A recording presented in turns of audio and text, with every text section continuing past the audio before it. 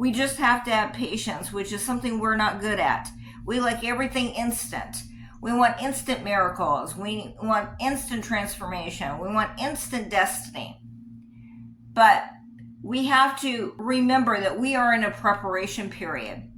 And until we learn that the battle is not ours, and God's way is always better than our way, and his plans are always blessed, we are always going to struggle. And then God uses the unlikely. Gideon was a fearful farmer hiding in the winepress, yet God chose him to lead a nation to freedom.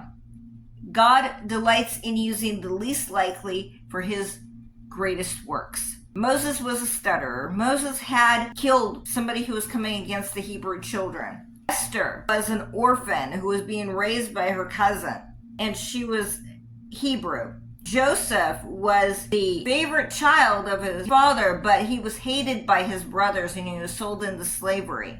And then we see that Rahab was a prostitute, and she is in the lineage of Jesus, along with Ruth, who was a Moabite. And then we see that when Jesus came, he didn't come as the King of Kings and Lord of Lords. He came as this lowly person, this baby who was born in a manger. We see that God uses the unlikely places, the unlikely people, the unlikely circumstances.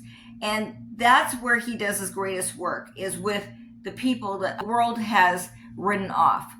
If the world has written you off, if you've got circumstances that are beyond your control, if you are always the last person somebody thinks of when it comes to a promotion, or when you were in school, you were the last person who was picked for the baseball team.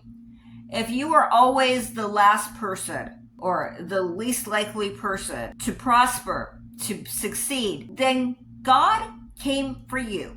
God came for you so that you could do mighty things in his kingdom.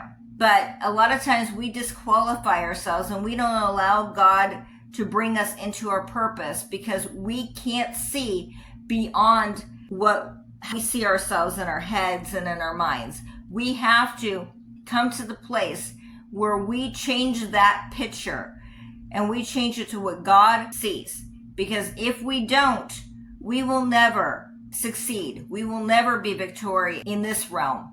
We are victorious in the spiritual realm, but it will never manifest in this realm until we change the picture in our minds and our heads of who we are to what God says about us.